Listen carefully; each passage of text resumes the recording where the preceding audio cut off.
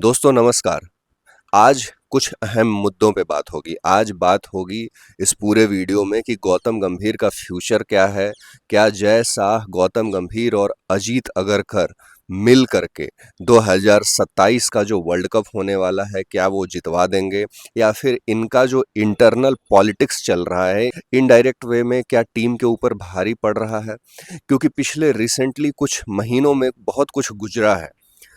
England के साथ test series था, सबको पता था बड़ा टेस्ट सीरीज है।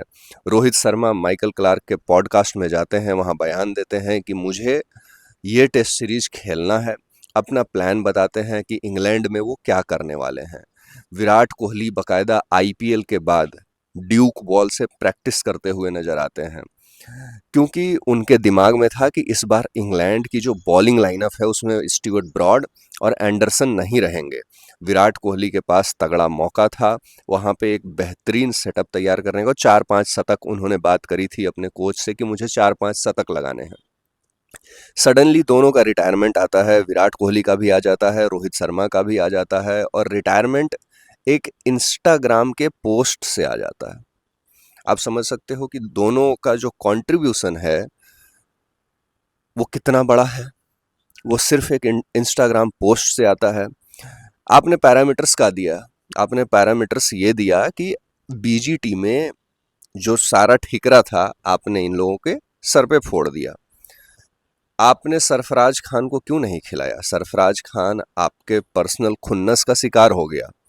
लगातार बेहतरीन प्रदर्शन रणजी में करने के बाद वो बंदा अपने आप को प्रूफ करता है। इवन न्यूजीलैंड जिसके खिलाफ सारे लोग फ्लॉप हो गए, उसके अगेंस्ट में 150 रन की पारी खेलता है।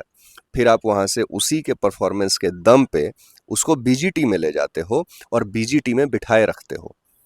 गौतम गंभीर बिठाए रखते हैं, सीधा सीधा मैं यही बोलूंगा।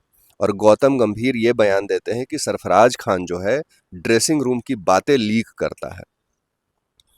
भाई, गौतम गंभीर की पर्सनालिटी सबको पता है, और सरफराज खान भी वहां पे करियर बनाने आया है, इतने सालों का मेहनत उसके पीछे लगा है। उसने सीधा सीधा डिनाई किया, लेकिन ये पर्सनल खुन्नस है। एक जजमेंटल हो गए वहां पे जीजी भाई।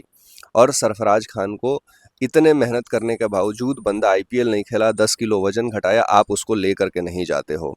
आपके स्कीम ऑफ थिंग्स में अगर श्रेयस अय्यर जैसा बल्लेबाज नहीं है, श्रेयस अय्यर को अगर आप नहीं ले जा रहे हो, तो मेरे जैसे क्रिकेट फैन को उस खिलाड़ी में कोई भी ऐसा कमी नहीं दिखता है जो उसको टीम इंडिया से बाहर रख सके। जिस इंसान ने आपके लिए चैंपियंस ट्रॉफी में बेहतरीन प्रदर्शन किया, जिस इंसान ने आपके लिए ऑस्ट्रेलिया के सीरीज में बेहतरीन प्रदर्शन किया, न्यूजीलैंड के सीरीज में बेहतरीन प्रदर्शन किया, जिस इंसान ने वर्ल्ड कप के सेमीफाइनल में बेहतरीन पारी खेली, पूरा वर्ल्ड कप चैंपियन की तरह खेला, पंजाब की कप्तानी मिली, 11 साल बाद पंजाब को क्वालिफाई करवाया, और सिर्फ क्वालिफाई नहीं करवाया, फाइनल तक का सफर तय करवा दिया, 6 अनकैप खिलाड़ी ले करके।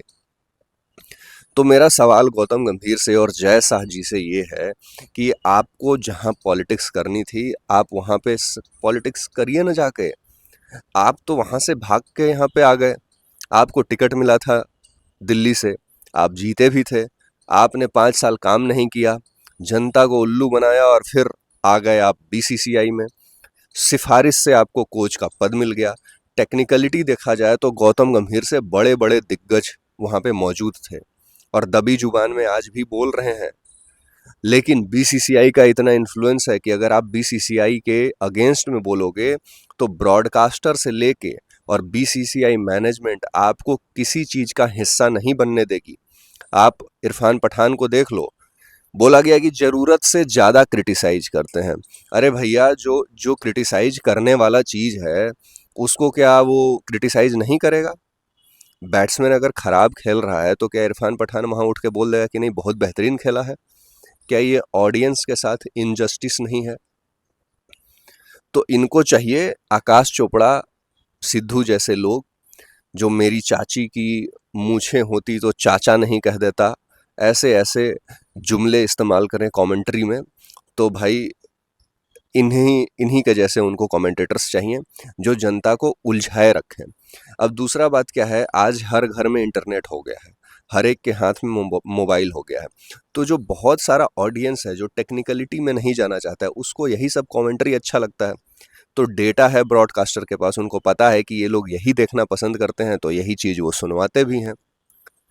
बात करते हैं बीसीसीआई पे। बीसीसीआई के मैनेजमेंट के अंदर एक लॉबी काम करती है। वो लॉबी खिलाड़ियों को भी मैनेज करती है, वो लॉबी कमेंटेटर्स को भी मैनेज करती है।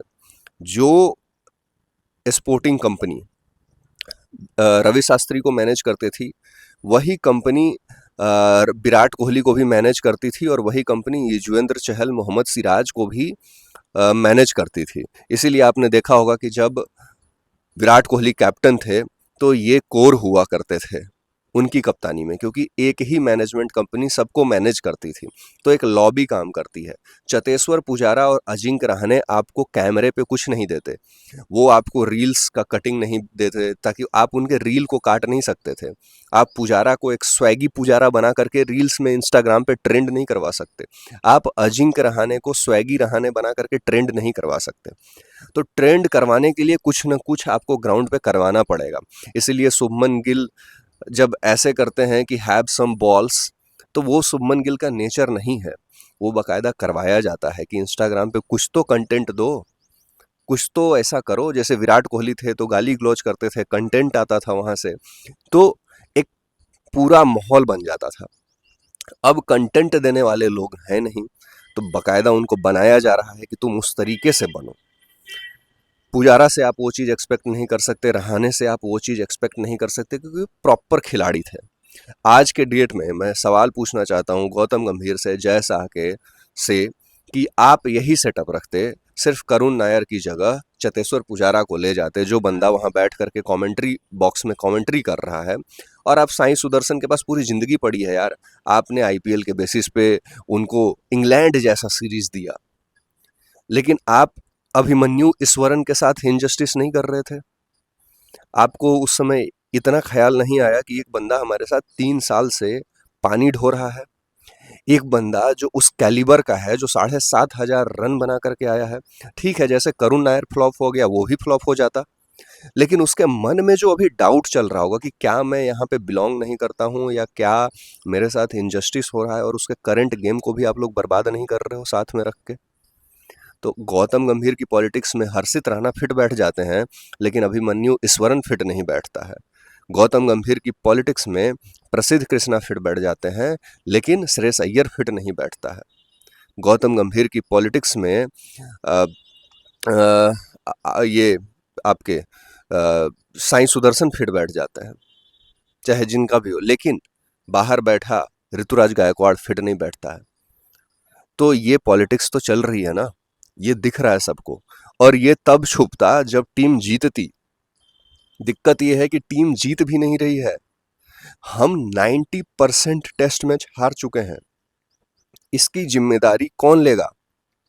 अब एक राजीव शुक्ला जी का नया बयान आया है कि 2027 में रोहित शर्मा और विराट कोहली खेलेंगे। बिल्कुल खेलना चाहिए, ठीक है, मैं अग्री करता हूँ इस बात से कि बहुत बड़े लीजेंड्स रहे हैं दोनों, आप जल्दी हाथ नहीं लगा सकते। लेकिन फॉर्म के लिहाज से अगर देखा जाए तो विराट कोहली ही डिजर्विंग है। फॉर्म के लिहाज से अगर आप सिलेक्ट करोगे तो विराट कोहली एटलीस्ट डिजर्व करता है। लेकिन रोहित शर्मा का क्या वो फॉर्म आज है जो आज के 2 साल बाद तक रह जाएगा? 40 साल के रोहित शर्मा क्या ओडीआई खेलेंगे? और अगर हम वो भी ओडीआई हार जाते हैं, तो इसकी जिम्मेदारी भी तय होनी चाहिए। जो आज आकर के बयान दे रहे हैं, आप किसी न किसी यंगस्टर का तो जगह खाएंगे। आपको अगले 5 साल के लिए टीम बनानी थी, तो वो दिन आज से है। आज यशस्वी जायसवाल को आप ड्रॉप कर देंगे, आप इनडायरेक्टली ये कहना चाहते हो। आपके स्कीम ऑफ थिंग्स में ऋतुराज गायकवाड़ नहीं होगा।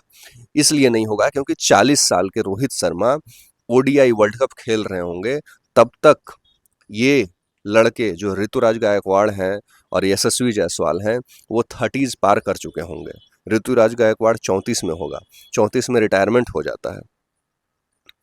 आपने संजू सैमसन का पीक जवानी जो था ना, वो इसी पॉलिटिक्स के कारण केरला क्रिकेट एसोसिएशन और बीसीसीआई के कारण चला गया। और इसी पॉलिटिक्स के कारण अब सरफराज, ऋतुराज, अंशुल कंबोज जैसे लड़के चले जाएंगे। और ये अपनी पॉलिटिक्स, अपनी हनक जमावाने में 2-4 प्लेयर के ज़िंदगी से खेल रहे हैं। तो ये रिस्पॉन्सिबिलिटी जो हम 11 टेस्ट मैच में 9 हार चुके हैं, इसकी रिस्पॉन्सिबिलिटी भी गौतम गंभीर को लेनी चाहिए ना। जब जीत के बाद वो पूरा उछलते हैं, मीडिया को बाइट देते हैं, तो हारने के बाद भी ये रिस्पॉन्सिबिलिटी खुद लेनी चाहिए उनको कि आपके आने के बाद ड्रेसिंग रूम का माहौल क्या से क्या हो गया?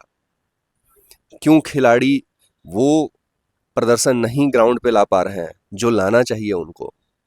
कुछ तो आपने बदलाव किया है या कुछ तो खिलाड़ी आपसे संशय में हैं। रवि शास्त्री के टाइम पे ऐसा नहीं होता था, डंकन फ्लेचर के टाइम पे ऐसा नहीं होता था, गैरी क्रिस्टन के टाइम पे भी ऐसा नहीं होता था। अरे बिना कोच के सिर्फ मैनेजर लेके गए थे लाल चंद राजपूत को टी20 वर्ल्ड कप 2007। हमारे पास कोच नहीं था, सिर्फ मैनेजर था लाल चंद राजपूत। उसमें भी महेंद्र सिंह धोनी ने वो टी20 वर्ल्ड कप जितवा दिया था। तो अब इंडियन फैंस सवाल पूछ रहे हैं कि भाई हम अपना इमोशन देते हैं। टेस्ट क्रिकेट आज भी जिंदा है इस देश में। जिस हिसाब से रविंद्र जडेजा, जसप्रीत बुमराह, मोहम्मद सिराज खेले, आपने देखा होगा कितना अप्रिसिएशन मिला। तो यानी टेस्ट क्रिकेट आज भी जिंदा है। तो उस टेस्ट क्रिकेट को अगर एक बंदा जीवंत करके गया है, तो कम से कम उसको मारने का काम मत कीजिए। सो धन्यवाद। वीडियो अच्छी लगी तो लाइक, शेयर, सब्सक्राइब कर दीजिएगा। बेल आइकन के बटन को जरूर दबाइएगा और कमेंट सेक्शन में अपना ओपिनियन जरूर दीजिएगा। धन्यवाद।